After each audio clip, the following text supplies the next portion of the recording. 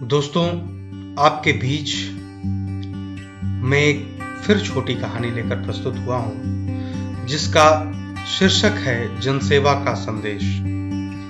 लाल बहादुर शास्त्री जी एक बार देश के सुदूर क्षेत्रों के दौरे पर थे। वे आम जनता से मिलने ऐसे क्षेत्रों में जा रहे थे जहां मूलभूत सुविधाएं भी उपलब्ध नहीं थी, लेकिन शास्त्री जी के उत्साह में कोई कमी नहीं आ रही। हालांकि उनके साथ चलने वाले लोगों को कठिनाई हो रही थी। कुछ लोगों ने शास्त्री जी को लौट चलने को भी कहा, पर वे नहीं माने। वे जब एक छोटे से गांव में बड़ी देर तक पैदल घूमते रहे तो उनके पैर में थोड़ी चोट लग गई। उनके साथ आए लोगों ने बड़ी मुश्किल से एक डॉक्टर को बुलवाया।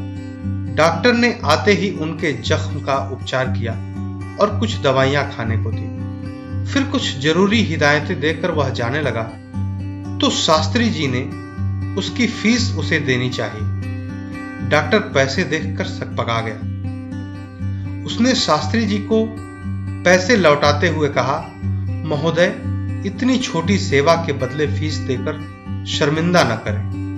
मैं आपके काम आ सका, यही बहुत है। शास्त्री जी विनम्रता पूर्वक बोले, डॉक्टर साहब, मैं आपको पैसे दे सकता हूं तो आपको पैसे ले लेने चाहिए। हाँ, यदि कभी कोई निर्धन और असहाय व्यक्ति आपको मिले जो फीस न चुका सकता हो तो आप उसका इलाज बिना फीस के करना। अगर आप ऐसा कर सके तो यह मेरे ऊपर बहुत बड़ा एहसान होगा।